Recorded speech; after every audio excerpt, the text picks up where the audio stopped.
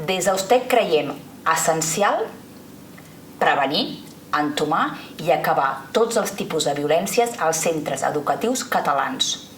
La invisibilitat, el silenci, l'endogàmia i la por de la víctima que no se sent acompanyada i no denuncia han de finalitzar.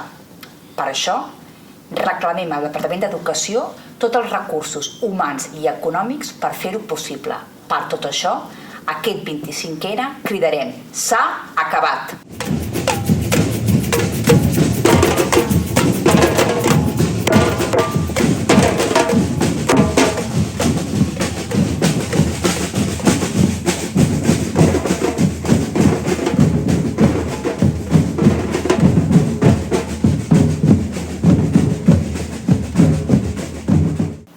Vaig començar a treballar de professora fa més de 20 anys.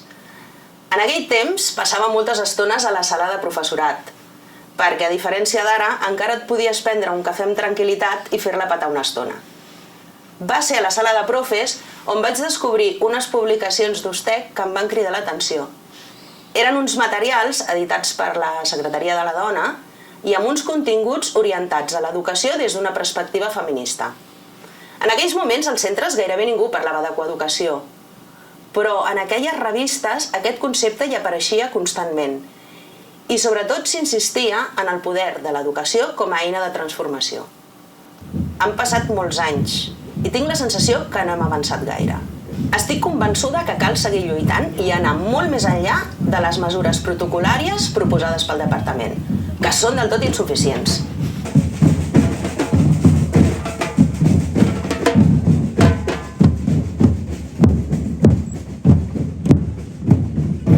Des del sindicat continuem reivindicant la figura del càrrec de coeducació, separat del càrrec de COCOBE.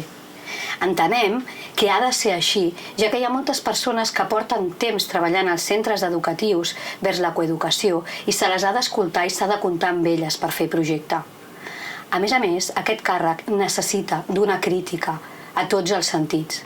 Entenem, a més, que aquest nou càrrec dilueix la coeducació i obvia que les desigualtats de gènere són la base de moltes de les violències que trobem als centres educatius. En aquest sentit, a més, ens cal reivindicar no només la coeducació, sinó tot el que implica les pedagogies feministes i el desplegament de l'educació afectivosexual real a tots els centres educatius, com fa molt de temps que venim demanant.